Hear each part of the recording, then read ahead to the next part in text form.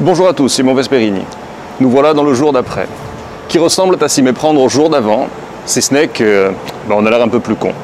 Aujourd'hui, on va rester dans la thématique, on va aborder donc le déconfinement et les défis qu'il pose. Les visites reprennent, j'ai rendez-vous avec une jeune et talentueuse archi sur un terrain sur l'hauteur de Bastia pour vérifier la faisabilité d'un projet. Vous allez donc me suivre. Je constate que ma voiture, qui n'a quasiment pas tourné pendant 2 mois, fait un bruit bizarre comme un bruit de roulement, comme si elle avait un peu du mal à respirer, voyez-vous.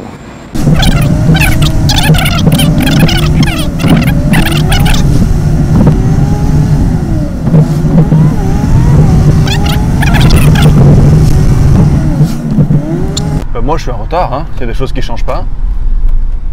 Mais je ne suis pas le seul. C'est bien, ça me fait déculpabiliser. J'avais fait une vidéo sur le thème du comportement du marché immobilier, une prévision du comportement du marché immobilier à l'issue du confinement et en résultante de la crise du Covid-19, il y a à peu près de ça maintenant 2 mois en arrière. Et pour être tout à fait honnête, si je devais faire la même vidéo aujourd'hui, je ne tiendrais pas exactement les mêmes propos. Certaines choses resteraient inchangées, mais pas tout. Parce que effectivement, à l'époque, on se projetait sur un confinement de 2 semaines, en se disant que peut-être il serait reconduit pour 2 semaines encore, soit 1 mois au final. Mais il a été prolongé pendant 2 mois. On a eu une cessation et dans certains cas une modification profonde de l'activité économique et sociale pendant 2 mois. Aujourd'hui, le défi qui se présente, c'est celui de la relance dans une société qui est divisée, avec des gens qui, en grande partie, ont le sentiment d'avoir été floués. Et on le sait, les marchés économiques sont très sensibles à la confiance. Aujourd'hui, ce qu'il est difficile de rétablir, c'est la confiance. Confiance dans le gouvernement, mais là je vous dirais que je m'en fiche. Mais la confiance les uns envers les autres, les uns dans les autres.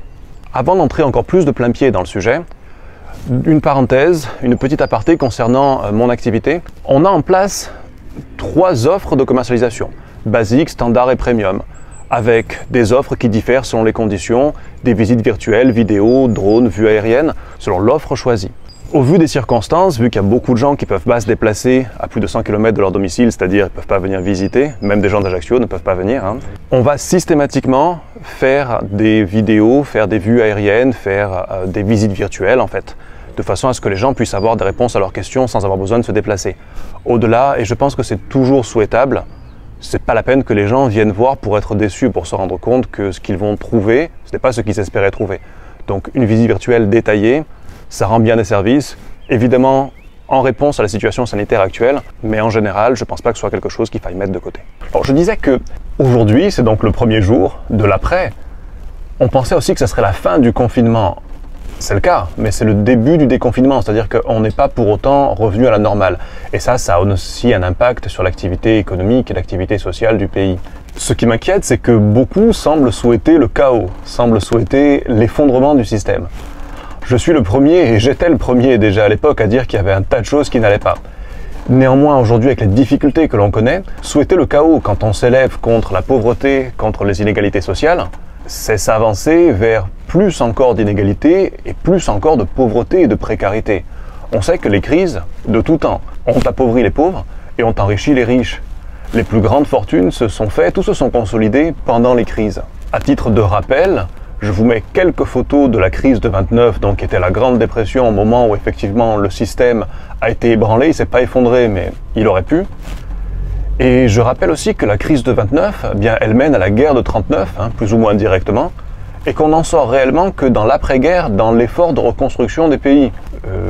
Faites attention à ce que vous souhaitez, parce que ça pourrait arriver, et j'aimerais mieux que ça n'arrive pas. Pour ce qui est de la situation propre à la Corse, on s'avance vers une saison touristique difficile, et j'en vois qui se réjouissent, qui se disent on va pouvoir rester tranquille chez nous, il n'y aura pas de touristes, ils ne vont pas nous embêter. Je ne mets pas que si 24% bénéficient directement, vivent directement de l'activité touristique, le ruissellement qui en découle dans toute l'économie fait vivre beaucoup plus de gens, cette fois-ci de manière indirecte. Mais vous pouvez vous dire, moi j'ai un magasin d'habillement, je ne vis pas vraiment du tourisme, qu'ils y soient ou qu'ils y soient pas, pour moi c'est la même chose. Par contre, vos clients, eux, peut-être plus directement ou indirectement, vivent du tourisme et de ses retombées. Quand ils seront lourdement impactés, vous le serez aussi par conséquence. Quant à ceux qui souhaitent un tourisme corse-au-corse, c'est-à-dire les touristes corses qui viennent de la Corse pour aller en vacances en Corse, Je pense pas que des Bastiais réservent 2 semaines de vacances dans un hôtel à Saint-Florent, pas plus que des Ajacciens 2 semaines de vacances à Portich. Et si on imagine au-delà que 320 000 habitants vont compenser pour l'absence de 2 millions, 2 millions et demi de touristes, comment dire? Après, on pourra toujours discuter du bien fondé d'avoir une économie principalement basée sur le tourisme. C'est peut-être une bonne, c'est peut-être une mauvaise chose. On n'en est pas vraiment là-dessus. Ce que je sais par contre, c'est que c'est un fait. La France, au-delà, génère une majeure partie de ses revenus grâce au tourisme. Et ce n'est pas le pays d'Europe qui en dépend le plus. C'est l'Espagne qui est en tête au niveau de son PIB en rapport à l'activité touristique. Si vous êtes sensible, et ça me touche, à la précarité. Rappelons-nous qu'on a en Corse un ménage sur 3 qui vit en dessous du seuil de pauvreté ou dans une situation de précarité. Je suis plus sûr du chiffre, mais il est quelque part là-dedans. Donc je suis touché que vous y pensiez, mais souhaiter un effondrement de l'économie locale, ça me paraît irresponsable si on a à l'esprit les conditions de vie et le pouvoir d'achat des locaux. Une catastrophe économique ne résoudra pas la pauvreté, elle ne réduira pas les disparités, au contraire, elle les accentuera. On le voit à travers des mesures qui sont prises. Il y a des centaines de milliards qui sont influés de manière factice, puisque bon, c'est la planche à billets, aujourd'hui la planche à billets virtuelle, qui sont influés dans l'économie au niveau des banques de façon à ce qu'elles fassent des prêts aux entreprises en difficulté. Mais on rend flou ce que l'on veut, en sachant que principalement touchés sont les TPE, les PME, c'est-à-dire la classe moyenne, monsieur et madame tout le monde quelque part. Et que ce faux argent, il va derrière falloir le rembourser par du vrai travail, avec des intérêts.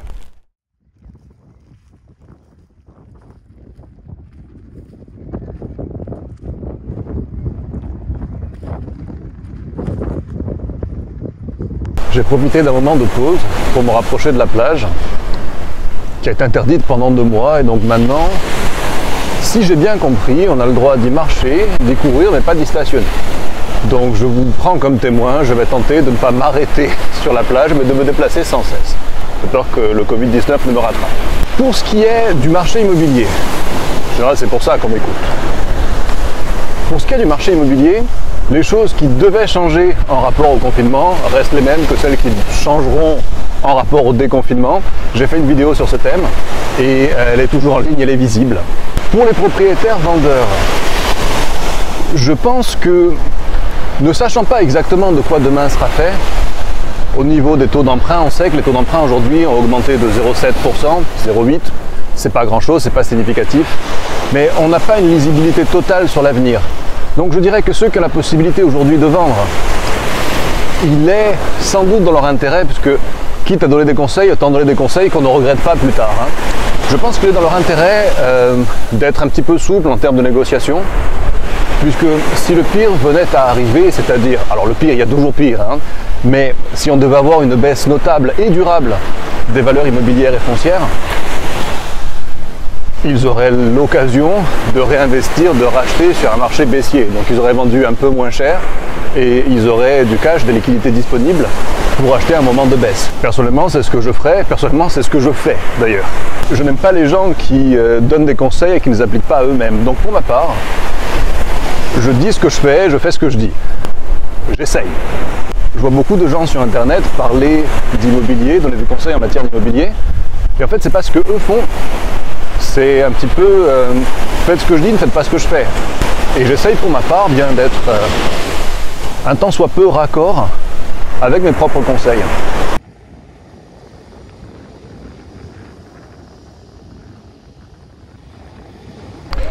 J'essaie de terminer mon volet sur l'immobilier avant de retourner en rendez-vous. Je ne sais pas si on m'entendait bien sur la plage, je sais en tout cas qu'en voiture c'est difficile de m'entendre, donc je me pose dans le parking. Je voulais dire que si on devait s'avancer vers une crise de l'immobilier, ça ne veut pas forcément dire l'immobilier en berne, ça veut dire un réajustement des prix.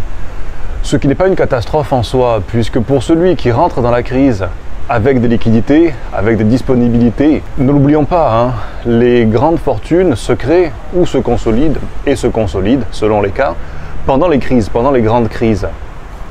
Et d'ailleurs à ce titre, je lisais il y a quelques jours en arrière, et c'est intéressant de le relever, l'idéogramme chinois qui veut dire crise, veut également dire opportunité. Ils sont forts ces Chinois quand même. Après, ceci est un peu moche à dire, peut-être, mais c'est la réalité. Avec le confinement, il y a des couples qui vont se séparer, il y a des gens qui vont divorcer, il y a des biens qui vont donc être vendus. Derrière, il y a des entreprises qui vont vouloir lâcher du lest, souvent en premier sur l'actif immobilier. Il y a des gens qui vont vouloir réinvestir et qui donc vont libérer des liquidités en vendant de l'immobilier. Donc ça va pas être une période en berne, à vrai dire, ça va être une période effectivement d'opportunité.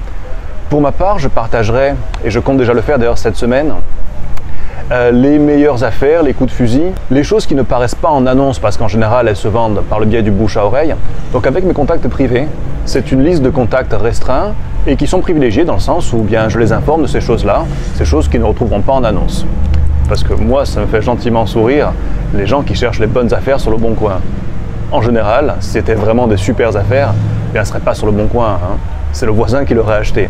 Ça ne veut pas dire qu'on ne peut pas en faire, par le biais par exemple de division en revente. On a des manières d'augmenter le rendement d'un bien immobilier et ça fera l'objet, même pas d'une vidéo, mais d'une série de vidéos. D'ailleurs, à ce titre, s'il y a des choses que vous voudriez qu'on aborde, bien n'hésitez pas à m'en faire part dans les commentaires. Et tout à l'heure, je parlais de mes contacts privés. Pour vous y inscrire, c'est également sous la vidéo.